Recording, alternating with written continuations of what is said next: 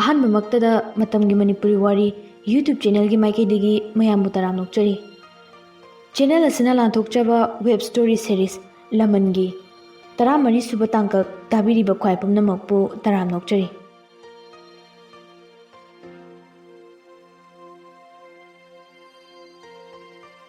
Police ꯍꯟꯈꯤꯕꯒ ꯁꯅꯥꯔꯩꯅ, "ꯗꯗꯥ, ꯅꯪꯅ ꯇꯧꯔꯤꯁꯤ ꯀꯩꯅꯣ?" ꯅꯤꯡꯊꯦꯝ ꯊꯋꯥ ꯁꯥꯗꯅ, "ꯑꯩꯅ ꯀꯩꯗꯧꯔꯒꯦ? ꯗꯗꯥꯅ ꯄꯨꯝꯅꯃꯛꯁꯦ ꯑꯩꯒ ꯄꯥꯝꯍꯩꯕꯒꯅ ꯊꯣꯛꯍꯟꯕꯅꯦ ꯍꯥꯏꯕꯁꯦ ꯄꯨꯂꯤꯁꯇ ꯍꯥꯏꯗ꯭ꯔꯤꯁꯦ ꯀꯩꯒꯤꯅꯣ? ꯑꯩ ꯏꯁꯥꯅ ꯆꯠꯂꯒ ꯄꯨꯂꯤꯁꯇ ꯑꯆꯨꯝꯕꯗꯣ ꯍꯥꯏꯔꯨꯒꯅꯤ꯫ ꯑꯩꯕꯨ ꯃꯈꯣꯏꯅ ꯄꯤꯅꯤꯡꯕ ꯗꯟꯗꯤ ꯄꯤꯁꯅꯨ, ꯑꯩ ꯍꯔꯥꯎꯅ ꯂꯧꯒꯅꯤ꯫ ꯑꯗꯨꯒ ꯐꯠꯇ꯭ꯔꯕ ꯄꯥꯝꯍꯩꯕꯕꯨꯁꯨ ꯄꯨꯂꯤꯁꯅ ꯐꯥꯈꯤꯁꯅꯨ꯫ ꯏꯆꯥ ꯖꯨꯟꯕꯨꯁꯨ ꯄꯥꯝꯍꯩꯕꯅ ꯐꯥꯕꯅꯤ꯫ ꯁꯤ ꯄꯨꯝꯅꯃꯛ ꯑꯩꯅ ꯄꯨꯂꯤꯁꯇ ꯍꯥꯏꯒꯅꯤ꯫ ꯗꯗꯥꯗ ꯅꯣꯡꯃꯩꯅ ꯀꯥꯞꯈꯤꯕꯗꯨꯁꯨ ꯑꯩꯅꯅꯤ." ꯁꯅꯥꯔꯩ ꯍꯧꯒꯠꯀꯦ ꯇꯧꯏ꯫ ꯅꯤꯡꯊꯦꯝꯅ ꯁꯅꯥꯔꯩꯒꯤ ꯃꯈꯨꯠ ꯐꯥꯔꯦ꯫ "ꯁꯅꯥ, ꯅꯪ ꯑꯩꯕꯨ ꯀꯌꯥ ꯋꯥꯍꯟꯈꯤꯗꯧꯔꯦ? ꯅꯪ ꯄꯨꯂꯤꯁꯅ ꯐꯥꯈ꯭ꯔꯒ ꯑꯩꯒꯤ ꯊꯃꯣꯏꯁꯤꯅ ꯋꯥꯍꯧꯒꯗꯕꯗꯣ ꯅꯪ ꯀꯔꯤꯝꯇ ꯈꯪꯂꯔꯣꯏꯗ꯭ꯔꯣ? ꯗꯗꯥ, ꯁꯅꯥ, ꯅꯪ ꯃꯤꯀꯨꯞ ꯑꯃꯠꯇꯁꯨ ꯏꯅꯥꯛꯇꯒꯤ ꯂꯥꯞꯍꯟꯅꯤꯡꯗꯦ ꯑꯩꯅ." "ꯗꯗꯥ," ꯑꯗꯨꯒ ꯑꯃꯅ, "ꯅꯪꯅ ꯄꯨꯂꯤꯁꯇ ꯖꯨꯟꯒꯤ ꯃꯇꯥꯡꯗ ꯍꯥꯏꯔꯨꯕꯗ ꯃꯔꯥꯜ ꯂꯩꯖꯗ꯭ꯔꯕ ꯇꯥ ꯆꯥꯎꯕꯗꯨꯁꯨ ꯑꯋꯥꯐꯝꯗ ꯇꯥꯗꯣꯏꯅꯤ꯫ ꯖꯨꯟ ꯁ꯭ꯀꯨꯜꯗ ꯃꯥꯅ ꯂꯧꯕ ꯆꯠꯄ ꯉꯝꯃꯔꯣꯏ ꯍꯥꯏꯔꯛꯈꯤꯕꯗꯨꯁꯨ ꯄꯥꯝꯍꯩꯕꯅ ꯃꯆꯥꯅꯨꯄꯤ ꯑꯅꯥꯕꯗꯣ ꯍꯥꯠꯀꯅꯤ ꯍꯥꯏꯗꯨꯅ ꯀꯤꯍꯜꯂꯒ ꯆꯠꯍꯟꯈꯤꯗꯕꯅꯤ꯫ ꯑꯩ ꯖꯨꯟ ꯐꯥꯈꯤꯕ ꯅꯣꯡꯉꯥꯟꯕꯒ ꯑꯗꯨꯝ ꯈꯪꯂꯦ꯫ ꯇꯥ ꯆꯥꯎꯕꯁꯨ ꯎꯄꯥꯏ ꯂꯩꯇꯕꯗꯒꯤ ꯇꯧꯈꯤꯕꯅꯤ꯫ ꯅꯪꯁꯨ ꯆꯞ ꯃꯥꯟꯅꯩ꯫ ꯄꯥꯝꯍꯩꯕꯒꯤ ꯂꯥꯡꯗ ꯊꯨꯈꯤꯗꯨꯅ ꯑꯆꯨꯝ ꯑꯔꯥꯟ ꯈꯪꯗꯗꯨꯅ ꯄꯨꯝꯅꯃꯛ ꯇꯧꯈꯤꯕꯅꯤ, ꯅꯠꯇ꯭ꯔꯣ? ꯁꯅꯥ, ꯅꯪꯅ ꯑꯍꯥꯟꯕ ꯌꯨꯝꯁꯤꯗ ꯂꯥꯛꯈꯤꯕꯗ ꯅꯪꯒꯤ ꯁꯦꯝꯖꯤꯟ ꯁꯥꯖꯤꯟꯕ ꯋꯥꯔꯤ ꯀꯌꯥꯅ ꯏꯅꯦꯕꯨ ꯑꯩꯕꯨ ꯇꯥꯍꯟꯈꯤ꯫ ꯑꯩꯁꯦ DSP ꯅꯤꯡꯊꯦꯝꯅꯤ꯫ ꯅꯈꯣꯏꯒꯤ ꯑꯗꯨꯒꯨꯝꯕ ꯗ꯭ꯔꯃꯥꯗ ꯊꯥꯖꯒꯗꯕ ꯃꯤ ꯅꯠꯇꯦ꯫ ꯑꯩ ꯁꯃꯔꯥꯝꯗ ꯆꯠꯇꯨꯅ ꯅꯪꯒꯤ ꯋꯥꯔꯤꯗꯣ ꯀꯗꯥꯏꯐꯥꯎ ꯆꯨꯝꯕꯅꯣ ꯊꯤꯒꯠꯈꯤ꯫ ꯄꯨꯝꯅꯃꯛ ꯁꯦꯝꯖꯤꯟ ꯁꯥꯖꯤꯟꯕꯅꯤ ꯈꯪꯂꯛꯈꯤ꯫ ꯑꯩꯅ ꯁꯅꯥ ꯅꯪꯁꯦ ꯀꯅꯥꯅꯣ ꯊꯤꯒꯠꯈꯤ꯫ ꯅꯣꯡꯃ ꯅꯪ ꯄꯥꯝꯍꯩꯕꯒ ꯐꯣꯟꯗ ꯋꯥꯔꯤ ꯁꯥꯟꯅꯕ ꯇꯥꯕꯗꯒꯤ ꯅꯪ ꯁꯅꯥꯔꯩ ꯅꯠꯇꯦ ꯖꯨꯂꯤꯅꯤ ꯈꯪꯈꯤ꯫ ꯑꯗꯨꯕꯨ ꯁꯅꯥ, ꯑꯩꯅ ꯅꯪꯕꯨ ꯀꯅꯥꯅꯣ ꯀꯔꯤꯅꯣ ꯈꯪꯂꯛꯇ꯭ꯔꯤꯉꯩ ꯊꯃꯣꯏꯁꯤꯅꯅꯤ ꯅꯪꯕꯨ ꯅꯨꯡꯁꯤꯈ꯭ꯔꯦ꯫ ꯃꯗꯨꯅ ꯑꯩꯅ ꯅꯪꯕꯨ ꯖꯨꯂꯤꯅꯤ ꯈꯪꯂꯕꯗꯨ ꯌꯨꯝꯗꯨꯗꯒꯤ ꯂꯥꯛꯍꯟꯅꯤꯡꯈꯤꯗꯦ꯫ ꯏꯅꯥꯛꯇ ꯑꯗꯨꯃꯛ ꯂꯩꯍꯟꯅꯤꯡꯕꯗꯒꯤꯅꯤ ꯈꯪꯁꯤꯟꯅꯗ ꯇꯨꯃꯤꯟꯅ ꯂꯥꯛꯈꯤꯕꯗꯣ꯫ ꯑꯩ ꯂꯥꯟꯗꯦ꯫ ꯅꯪꯒꯤ ꯅꯨꯄꯥꯕꯨ ꯑꯩꯅ ꯍꯥꯠꯄ ꯅꯠꯇꯦ꯫ ꯑꯩꯒꯤ ꯏꯆꯤꯜꯁꯤꯅ ꯍꯥꯏꯕꯗ ꯅꯪ ꯊꯥꯖꯔꯣꯏ ꯈꯟꯗꯨꯅ, ꯊꯕꯛꯅ ꯎꯠꯀꯦ ꯈꯟꯗꯨꯅ ꯑꯩ ꯄꯥꯝꯍꯩꯕꯕꯨ ꯐꯥꯅꯕ ꯀꯟꯅ ꯁꯦꯟꯅꯈꯤꯕꯅꯤ꯫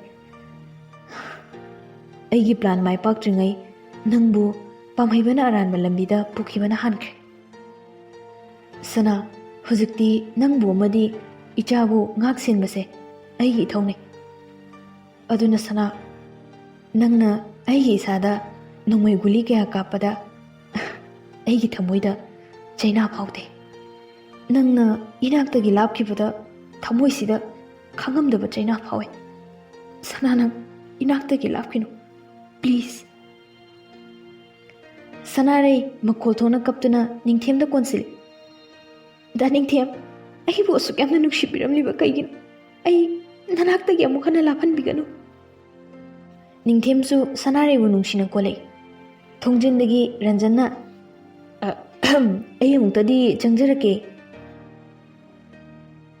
ꯅꯣꯡꯃ ꯅꯣꯡꯃꯒꯤ ꯅꯤꯡꯊꯦꯝꯒꯤ ꯃꯁꯥ ꯐꯒꯠꯂꯛꯇꯨꯅ ꯍꯣꯁꯄꯤꯇꯥꯜꯗꯒꯤ ꯗꯤꯁꯆꯥꯔꯖ ꯇꯧꯔꯛꯇꯨꯅ ꯃꯌꯨꯝꯗ ꯂꯩꯔꯦ꯫ ꯖꯨꯂꯤꯒꯤ ꯁꯦꯕꯥꯗ ꯅꯤꯡꯊꯦꯝ ꯄꯦꯟꯖꯕ ꯍꯥꯏꯕꯗꯨ ꯑꯣꯏ꯫ ꯕꯤꯗ꯭ꯌꯥꯅ, "ꯏꯅꯝꯃꯁꯦ ꯅꯔꯁ ꯇꯝꯂꯝꯂꯗꯤ ꯌꯥꯝ ꯆꯥꯅꯅꯤ꯫ ꯑꯅꯥꯕꯒꯤ ꯁꯦꯕꯥ ꯐꯖꯅ ꯍꯩꯌꯦ꯫ ꯏꯅꯝꯃꯒꯤ ꯁꯦꯕꯥꯗ ꯇꯥꯃꯣꯒꯤ ꯑꯅꯥꯕꯁꯦ ꯁꯠ ꯍꯦꯛꯇ ꯐꯈꯤ ꯋꯥꯅꯤ." ꯅꯤꯡꯊꯦꯝꯅ, "ꯃꯤ ꯑꯇꯩꯗꯗꯤ ꯍꯩꯄꯣꯠꯇꯦꯗ, ꯑꯩꯉꯣꯟꯗ ꯈꯛꯅꯤ ꯃꯥꯅ ꯍꯩꯖꯔꯤꯁꯦ, ꯅꯠꯇ꯭ꯔꯣ ꯁꯅꯥ?" ꯁꯅꯥꯔꯩꯅ, "ꯏꯁ, ꯃꯤ ꯑꯇꯩꯗꯁꯨ ꯍꯩꯖꯕꯗꯣ꯫ ꯗꯗꯥ, ꯈꯣꯡ ꯈꯨꯠꯁꯦ ꯈꯔ ꯆꯥꯝꯊꯣꯛꯁꯤꯔꯣ?" "ꯕꯥꯠꯔꯨꯝꯗ ꯑꯣꯏꯅ ꯆꯥꯝꯂꯁꯤ." ꯕꯥꯠꯔꯨꯝꯗ ꯄꯨꯁꯤꯟꯗꯨꯅ ꯅꯤꯡꯊꯦꯝꯒꯤ ꯃꯈꯣꯡ ꯃꯈꯨꯠ ꯆꯥꯝꯊꯣꯛꯄꯤ꯫ ꯅꯤꯡꯊꯦꯝꯁꯨ ꯁꯅꯥꯔꯩꯅ ꯇꯧꯔꯤꯗꯣ ꯌꯦꯡꯂꯒ, "ꯁꯅꯥ, ꯅꯪ ꯑꯩꯒꯤ ꯁꯦꯕꯥꯗ ꯌꯥꯝ ꯋꯥꯔꯦ. ꯍꯌꯦꯡ ꯑꯩꯅ ꯀꯜꯂꯒ ꯅꯪꯒꯤ ꯁꯦꯕꯥꯃꯨꯛ ꯇꯧꯕꯤꯅꯤꯗ. ꯆꯥꯛꯁꯨ ꯊꯣꯡꯕꯤꯅꯤ ꯏꯔꯨ ꯐꯥꯎ ꯂꯨꯖꯕꯤꯗꯣꯏꯅꯤ ꯑꯩꯅ ꯑꯁꯦꯡꯒꯤꯅꯤ ꯆꯥꯛꯁꯨ ꯏꯟꯕꯤꯗꯣꯏꯅꯤ ꯇꯨꯝꯕꯗ ꯀꯥꯡꯁꯨ ꯍꯨꯝꯕꯤꯅꯤ ꯅꯁꯝꯁꯨ ꯍꯥꯠꯄꯤꯗꯣꯏꯅꯤ ꯂꯣꯏꯕꯛ ꯑꯩꯅ ꯇꯧꯕꯤꯅꯤ ꯍꯧꯖꯤꯛ ꯋꯥꯈꯤꯕꯁꯦ ꯂꯣꯏꯅ ꯐꯍꯟꯗꯣꯏꯅꯤ ꯑꯩꯅ ꯗꯗꯥ ꯑꯩ ꯀꯩꯁꯨꯝ ꯋꯥꯗꯦꯗ ꯗꯗꯥꯒꯤ ꯁꯦꯕꯥ ꯇꯧꯕꯕꯨ ꯀꯩꯒꯤ ꯋꯥꯗꯣꯏꯅꯣ ꯅꯤꯡꯊꯦꯝ ꯅꯣꯛꯂꯒ ꯍꯣꯏꯗ ꯁꯤꯗꯕꯨ ꯋꯥꯖꯒꯦꯅ ꯊꯃꯣꯏꯁꯤꯗ ꯗꯥꯡ ꯗꯥꯡ ꯀꯥꯞꯁꯤꯟꯕꯤꯈ꯭ꯔꯤꯅꯤ ꯅꯠꯇ꯭ꯔꯣ ꯁꯅꯥꯔꯩ ꯄꯥꯎꯈꯨꯝ ꯄꯤꯔꯛꯇꯦ ꯅꯣꯛꯂꯝꯕ ꯃꯥꯏꯊꯣꯡꯗꯣ ꯁꯛꯐꯝ ꯍꯟꯖꯤꯟꯈꯤ ꯀꯣꯏꯔꯥꯎꯅꯕꯤ ꯃꯤꯠꯁꯅꯥꯗꯣ ꯃꯄꯤ ꯍꯧꯔꯦ ꯅꯤꯡꯊꯦꯝꯅ ꯑꯌꯥ ꯁꯅꯥꯔꯦ ꯃꯤꯅ ꯅꯨꯡꯁꯤꯗꯨꯅ ꯐꯥꯒꯤ ꯇꯧꯔꯒ ꯃꯄꯤꯒ ꯑꯃꯨꯛ ꯇꯧꯔꯦ ꯅꯪ ꯁꯤꯗꯤꯕ ꯀꯞꯆꯦꯠꯄꯤ ꯍꯥꯏꯁꯤꯅꯤ ꯀꯗꯥꯏꯗꯒꯤ ꯄꯤꯅꯣ ꯈꯪꯗꯦ ꯋꯥ ꯑꯃ ꯍꯥꯏꯔꯨꯕꯒꯤ ꯇꯣꯇꯤ ꯄꯥꯏꯞ ꯀꯥꯏꯕ ꯅꯨꯡꯉꯥꯏ ꯃꯤꯠꯁꯤꯗꯒꯤ ꯏꯁꯤꯡꯁꯦ ꯖꯣꯔꯣ ꯖꯣꯔꯣ ꯍꯦꯛꯇ ꯆꯦꯟꯊꯔꯛꯀꯅꯤꯕ ꯑꯩ ꯋꯥ ꯉꯥꯡꯕꯒ ꯂꯨꯗꯧꯔꯤ ꯇꯧꯔꯤꯁꯦ ꯁꯅꯥꯔꯩ ꯋꯥꯔꯧꯅ ꯑꯩꯅ ꯍꯧꯈꯤꯕ ꯋꯥ ꯄꯟꯅꯔꯒꯨꯝꯁꯦ ꯍꯥꯏꯕ ꯅꯠꯇ꯭ꯔꯣ ꯗꯗꯥꯅ ꯍꯦꯛꯇ ꯄꯜꯂꯛꯀꯅꯤꯕ ꯑꯗꯨꯗꯤ ꯑꯩꯁꯨ ꯀꯝꯅꯤꯡꯂꯛ ꯇꯥꯕ ꯍꯣꯏ ꯍꯣꯏ ꯄꯟꯖꯔꯣꯏ ꯁꯅꯥ ꯏꯕꯦꯝꯃ ꯃꯇꯨꯡꯗ ꯑꯃꯨꯛ ꯍꯟꯅ ꯄꯟꯖꯔꯣꯏꯀꯣ ꯃꯈꯣꯡ ꯃꯈꯨꯞ ꯆꯥꯝꯊꯣꯛꯄ ꯂꯣꯏꯔꯗꯨꯅ ꯅꯤꯡꯊꯦꯝ ꯐꯝꯗꯨꯅ ꯕꯤꯗ꯭ꯌꯥ ꯍꯣꯏ ꯇꯤꯚꯤ ꯌꯦꯡꯂꯤꯗꯨꯗ ꯌꯥꯎꯔꯦ ꯖꯨꯟꯅ ꯀꯥꯔꯇꯨꯟ ꯊꯥꯅꯤ ꯕꯤꯗ꯭ꯌꯥꯅ ꯔꯤꯃꯣꯠ ꯑꯃꯨꯛ ꯃꯨꯜꯂꯒ ꯑꯦꯜꯕꯝ ꯊꯥꯅꯤ ꯖꯨꯟꯅ ꯅꯤꯅꯦ ꯑꯩꯒꯤꯁꯦ ꯊꯥꯕꯤꯌꯣꯃꯤ ꯑꯩꯈꯣꯏ ꯃꯃꯥꯆꯥꯒ ꯕꯣꯕꯣꯛꯀꯗꯤ ꯑꯩꯅ ꯍꯥꯏꯕ ꯈꯨꯗꯤꯡꯒꯤ ꯌꯥꯏ ꯅꯤꯅꯦ ꯅꯪꯗꯤ ꯌꯥꯕꯤꯗꯦ ꯕꯤꯗ꯭ꯌꯥꯅ ꯍꯩ ꯁꯤ ꯍꯦꯔꯣꯏꯟꯁꯦ ꯌꯦꯡꯉꯣ ꯖꯨꯟ ꯅꯣꯏ ꯃꯃꯥꯆꯥ ꯃꯥꯟꯗ꯭ꯔꯣ ꯅꯤꯡꯊꯦꯝ ꯃꯃꯤꯠꯇꯣ ꯂꯥꯎꯊꯣꯛꯇꯨꯅ ꯇꯤꯚꯤꯗꯨꯗ ꯌꯦꯡꯉꯤ ꯁꯅꯥꯔꯩ ꯃꯥꯟꯕꯗꯣ ꯀꯔꯝꯕꯅꯣ ꯍꯥꯏꯗꯨꯅ ꯀꯗꯥꯏ ꯅꯤꯅꯦꯁꯤ ꯑꯗꯨꯝ ꯊꯥꯕꯤꯔꯣ ꯚꯥꯅꯨꯁꯨ ꯆꯪꯂꯛꯇꯨꯅ ꯁꯣꯐꯥꯗꯨꯗ ꯐꯝꯇꯩ ꯕꯤꯗ꯭ꯌꯥ ꯅꯪꯒꯤ ꯐ꯭ꯂꯥꯏꯠꯀꯤ ꯇꯤꯀꯦꯠꯀꯤ ꯀꯛꯂꯕ꯭ꯔꯣ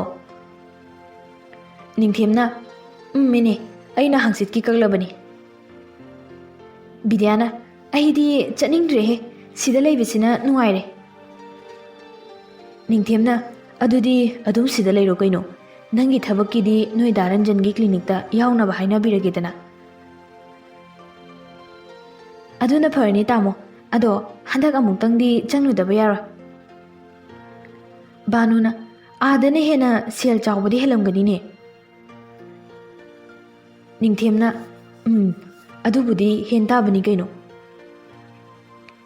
ꯁꯅꯥꯔꯩ ꯆꯪꯂꯛꯇꯨꯅ ꯃꯈꯣꯏꯒꯤ ꯋꯥꯔꯤꯗꯣ ꯌꯥꯎꯔꯦ ꯑꯁ ꯌꯨꯝꯁꯤ ꯏꯆꯤꯛ ꯆꯤꯛꯍꯧꯔꯅꯤ ꯑꯩꯈꯣꯏ ꯕꯤꯗ꯭ꯌꯥ ꯆꯠꯈ꯭ꯔꯗꯤ ꯕꯤꯗ꯭ꯌꯥ ꯅꯪ ꯆꯠꯈ꯭ꯔꯅꯨꯕ ꯕꯤꯗ꯭ꯌꯥꯅ ꯍꯣꯏ ꯏꯅꯝꯃ ꯑꯗꯣ ꯇꯥꯃꯣꯅ ꯍꯥꯏꯔꯤꯁꯤꯅ ꯌꯥꯔꯒꯗꯤ ꯑꯃꯨꯛ ꯊꯣꯛꯂꯛꯀꯦ ꯗꯗꯥ ꯗꯥꯔꯟꯖꯟꯗ ꯍꯥꯏꯅꯕꯤꯌꯨ ꯕꯤꯗ꯭ꯌꯥꯒꯤꯁꯤ ꯍꯣꯏ ꯍꯥꯏꯒꯦ ꯚꯥꯅꯨꯅ ꯁꯤꯗꯒꯤꯗꯤ ꯏꯕꯨꯡꯉꯣꯁꯨ ꯑꯣꯐꯤꯁ ꯑꯃꯨꯛ ꯆꯠꯂꯒꯦ ꯍꯥꯏꯔꯅꯤ ꯃꯁꯥꯁꯦ ꯀꯟꯈꯠꯂꯛꯑꯕꯅꯤꯅ ꯃꯤ ꯌꯥꯝꯗꯕ ꯀꯥꯏꯁꯦ ꯅꯨꯡꯉꯥꯏꯇꯦꯍꯦ ꯃꯁꯤꯡ ꯍꯦꯟꯒꯠꯍꯟꯗ꯭ꯔꯗꯤ ꯌꯥꯔꯣꯏꯗꯧꯔꯤ ꯕꯤꯗ꯭ꯌꯥꯅ ꯃꯊꯪ ꯑꯩ ꯊꯣꯛꯂꯛꯄꯗ ꯃꯤꯁꯤꯡ ꯍꯦꯟꯒꯠꯍꯜꯂꯝꯃꯨ ꯏꯅꯝꯃ ꯅꯤꯡꯊꯦꯝ ꯃꯌꯥꯗꯣ ꯍꯤꯡꯒꯠꯂꯒ ꯁꯅꯥꯔꯩꯗ ꯌꯦꯡꯉꯤ ꯁꯅꯥꯔꯩ ꯏꯀꯥꯏꯅ ꯏꯍꯦ ꯑꯩꯗꯤ ꯀꯥꯎꯔꯦ ꯗꯗꯥꯒꯤ ꯐꯤ ꯈꯔ ꯑꯥꯏꯔꯟ ꯇꯧꯔꯨꯗꯣꯏꯅꯤ ꯁꯤ ꯍꯥꯏꯔꯝꯂꯒ ꯀꯥꯗ ꯆꯪꯈꯤ ꯕꯤꯗ꯭ꯌꯥꯅ ꯍꯌꯥ ꯏꯅꯝꯃ ꯄꯥꯎꯈꯨꯝꯗꯣ ꯑꯣꯟꯅꯔꯦꯃꯤ ꯅꯤꯡꯊꯦꯝꯅ ꯑꯁ ꯃꯤ ꯏꯀꯥꯏꯈ꯭ꯔ ꯃꯥꯜꯂꯦ ꯑꯩ ꯑꯃꯨꯛꯇ ꯌꯦꯡꯕꯤꯔꯨꯈꯤꯒꯦ ꯑꯃꯨꯛ ꯀꯞꯂ ꯂꯩꯔꯝꯃꯅꯤ ꯌꯥꯝ ꯀꯞꯀꯟꯕꯅꯤꯅꯕ ꯕꯤꯗ꯭ꯌꯥ ꯅꯣꯛꯂꯒ ꯌꯦꯡꯕꯤꯔꯨꯆꯣ ꯑꯗꯨꯒ ꯑꯩꯅ ꯍꯥꯏꯕꯗꯣ ꯀꯥꯎꯅꯨꯀꯣ ꯇꯥꯃꯣ ꯅꯤꯡꯊꯦꯝꯁꯨ ꯀꯥꯔꯣꯝꯗ ꯆꯪꯈꯤ ꯚꯥꯅꯨꯒ ꯕꯤꯗ꯭ꯌꯥꯒ ꯅꯣꯛꯇꯨꯅ ꯂꯩꯍꯧꯏ ꯖꯨꯟꯗꯤ ꯇꯤꯚꯤꯗ ꯂꯨꯞꯈꯤꯕꯅ ꯋꯥꯔꯤꯒ ꯑꯃꯇ ꯆꯪꯗꯦ ꯁꯅꯥꯔꯩ ꯐꯃꯨꯡꯗ ꯐꯝꯗꯨꯅ ꯂꯩ ꯃꯥꯏꯊꯣꯡꯗꯣ ꯏꯁꯨꯛ ꯁꯨꯛꯊꯩ ꯅꯤꯡꯊꯦꯝ ꯁꯅꯥꯔꯩꯒꯤ ꯃꯅꯥꯛꯇ ꯆꯪꯁꯤꯜꯂꯒ ꯀꯩꯗꯧꯔꯒꯦ ꯀꯞꯆꯦꯠꯄꯤ ꯋꯥꯈꯜ ꯈꯜꯂꯤꯔꯣ ꯃꯤꯁꯤꯡ ꯍꯦꯟꯒꯠꯅꯕꯒꯤ ꯗꯗꯥ ꯍꯥꯎ ꯍꯥꯏꯌꯨ ꯀꯝꯗꯧꯁꯦꯕ ꯁꯅꯥꯔꯩ ꯅꯨꯡꯉꯥꯏꯇꯅ ꯔꯣꯖꯤꯗꯣ ꯑꯕꯦꯗꯣ ꯏꯆꯥ ꯔꯣꯖꯤ ꯀꯩꯗꯧꯔꯒꯦ ꯉꯁꯤꯗꯒꯤ ꯑꯦꯛꯖꯥꯝ ꯍꯧꯅꯤ ꯍꯥꯏꯗꯥꯏꯅꯦ ꯀꯣꯜ ꯇꯧꯕꯤꯈ꯭ꯔꯕꯣ ꯅꯪꯕꯣ ꯇꯧꯈ꯭ꯔꯦ ꯍꯔꯥꯎ ꯑꯦꯛꯖꯥꯝ ꯂꯣꯏꯕꯒ ꯂꯧꯕ ꯂꯥꯛꯎ ꯍꯥꯏꯔꯛꯑꯦ ꯗꯦꯠ ꯀꯌꯥꯗꯅꯣ ꯑꯦꯛꯖꯥꯝ ꯂꯣꯏꯗꯣꯏꯁꯦ ꯑꯩꯁꯨ ꯏꯁꯥꯁꯦ ꯀꯩꯁꯨꯝ ꯇꯧꯗ꯭ꯔꯦ ꯑꯩꯈꯣꯏꯅꯤ ꯆꯠꯂꯒ ꯂꯧꯕꯤꯔꯨꯔꯒ ꯂꯣꯏꯔꯦꯗꯅ Sanarena ngasi Monday da haubanina next Monday da loirani haye. Oh, adudi ai flight ticket kaklage June koi hungi ko. Sanare nuaitana Dada pamaisu Abe da call tauklame hai. Dada ai yam pakale ichana mama ai gi kokthang se pamre. Rozi do angang oijarabasu June dauna ingau ngauna ipang pang minate. Ahal dauna tawbani kizaba phangdabagi haunabi. Aduna Dada da mana baba ko yarakloi. Mama ai busu lana laukini. Pamaibagi waida soidana ijadubusu lana lamjin kitra pakhale. Haziksu phone da ma thoklaklaga kaka hoi hum puna koirusen hairi. Ningthemna Sana akoina ijaduda phajana hairaga masu gyan tajani. Khangdre ai ichaga kainaba ngamloi. Pamaibana ichabu munkigara khanbada ai Rozi gi exam se lo heningdre. Sana se kemta pakhatkanu aina phanaba singani. Victor na boss police na di karimta tawtre ko nupi ki power se kandi kalhe. Pamaibana ningthemna handak matang sida tumina laisilibase Julie solakani khanbadagini. Ningthemna Julie bu janana nungshikre. Julie su akhoi bu khara laithorapugum tawe. Hujikti leiriba sampadi pumnamakse Julie gi mingda leiri. Masi namduna aigi mingda olaudrabadi pharak tarakani. Aduga Julie busu aigi makhada leinaba honadaba yade. Boss adudi akhoi kedokani. Rozi gi exam loigadaba nongma walingaidagi ai Rozi gi manakta chatkrage. Rozi aigi nakta puraklaga makha taba kari toba yabage do yengsi. Victor na aina khanbada Julie na su DSP bu nungshiba mali masidani soidana wa kainara kadaurise. Ma aigi wa kya tadabagum tori DSP gi masa kankalakpadagi. Adubu ai pamaibani. Pamaibana pamkiba ningkiba thungdan tokpayar. Ningthem ipa ipugi ahumlak subadadi nangi aroiba matam laklagani. Ani faubadi nang nanthokredana.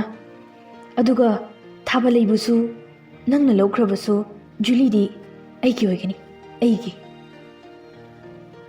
Boss moirang nupidudi nahal yungsida laklamba. Magi di aina sel khara pikrabani. Karisu hairaklar. Victor na ngarang angang na pot khara puthoklatpado thangal bazar gi akhoi midudi hon ko. Ai khajik sel khara yamna darkar oire. Aduna potsingdo sasa thadokhinaba taw. Yes boss. Boss DSP ningthem na aduna lekhibase akhoi gidi line clear fazana oye. Pamaibana matam bumbagi akhoi gi line clear oinaba ningthem bu loishin bhaibase ai gi lengdraba wasakni.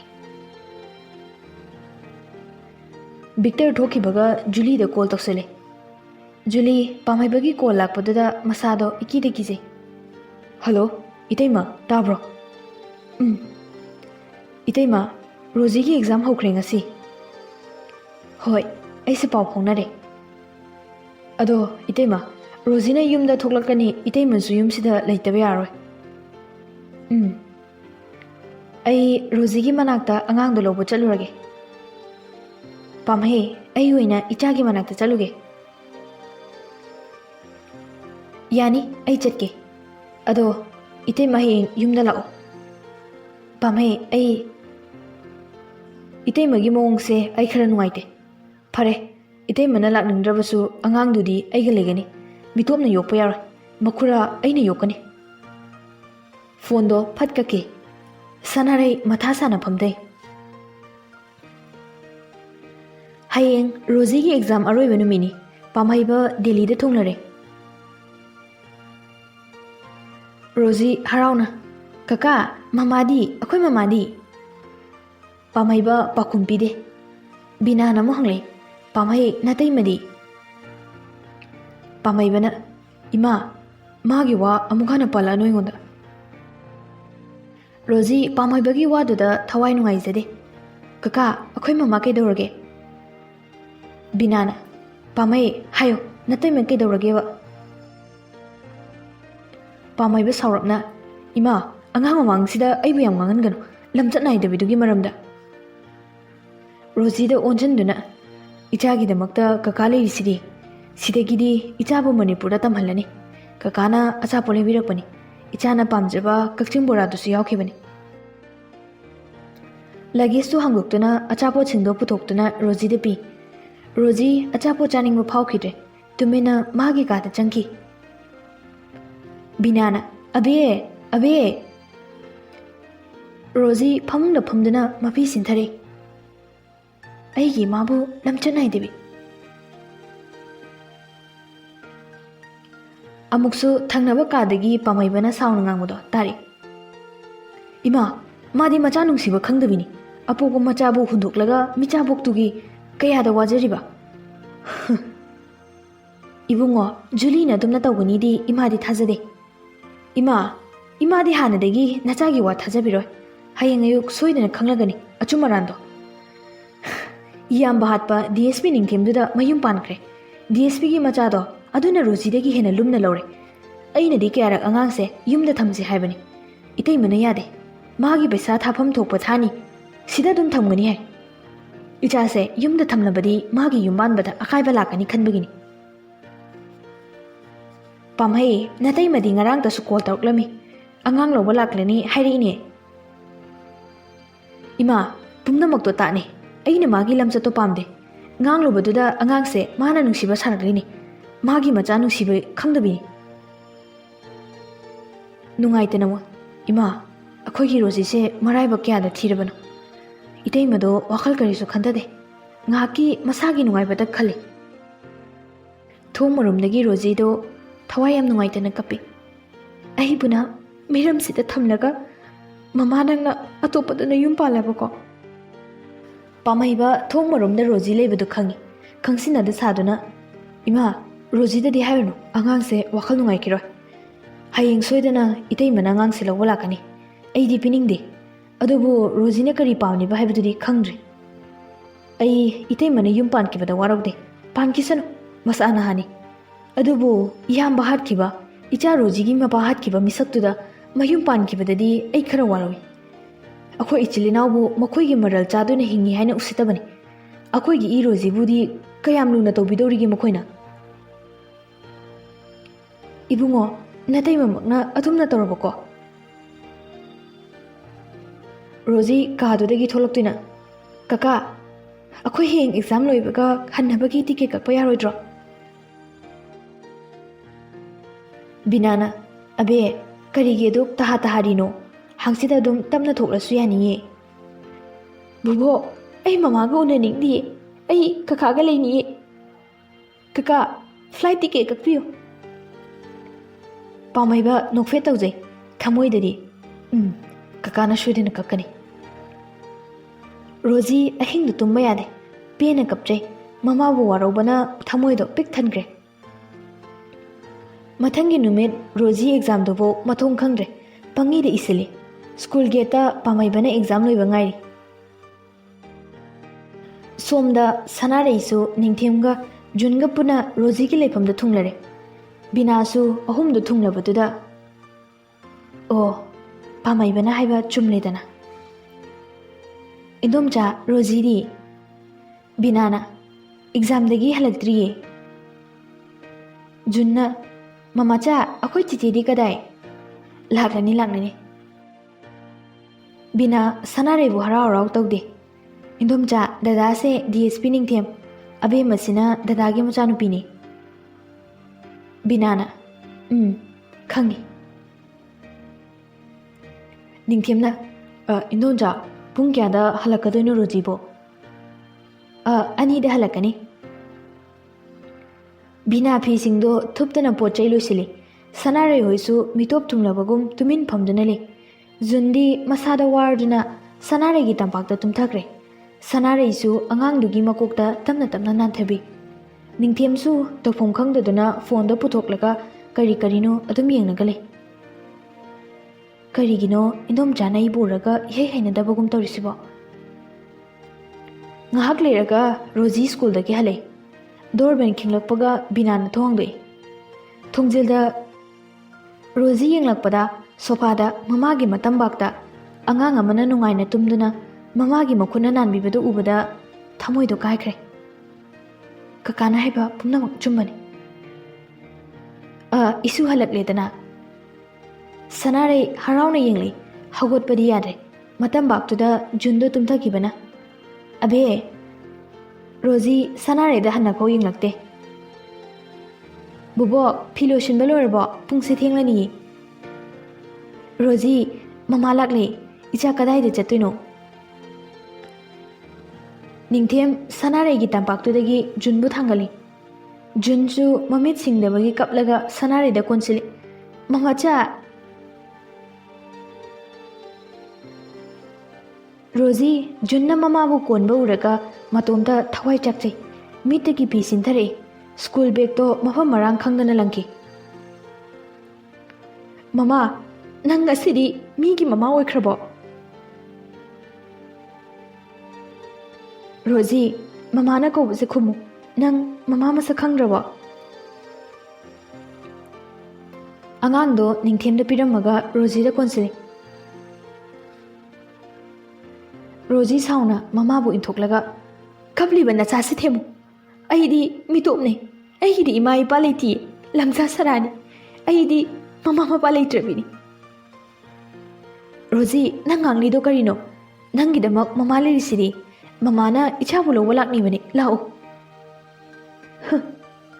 Apo pana chabu labna thamnamlaga ipa hat pa mihat pasida nayum panba ngambi nangbu aigi ima.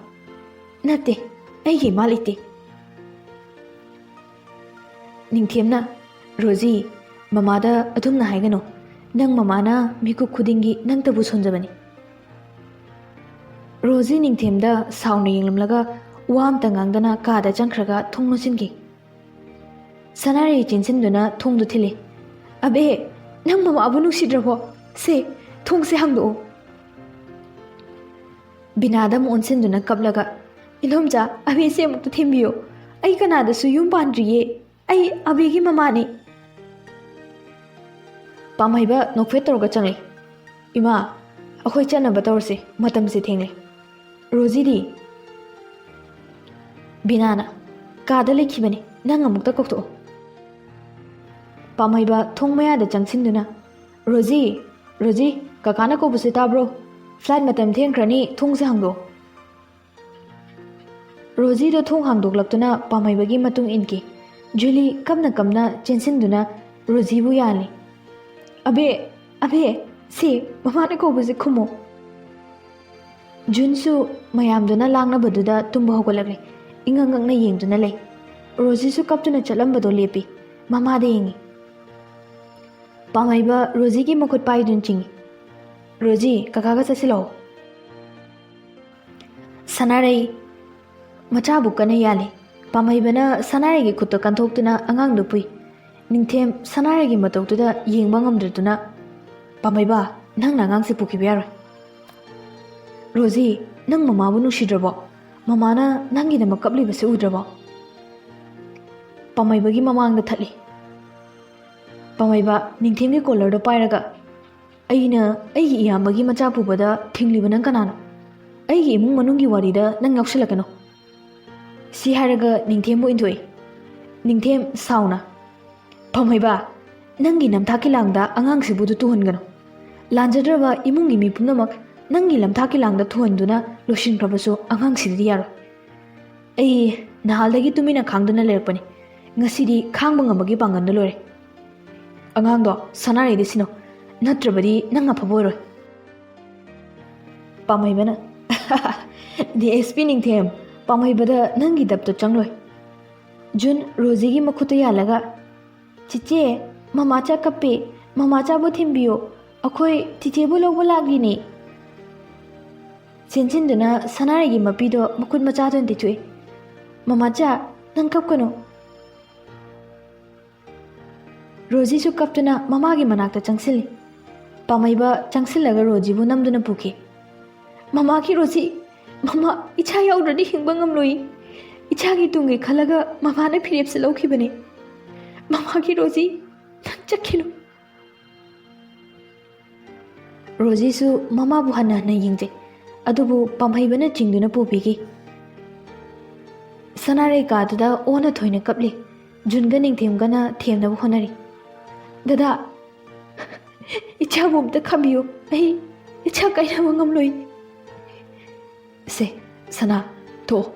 아이는 로지부 낭이나 구다 시나가니 아이부 타적 사나. 내가 밤이면은 이차부 보그래.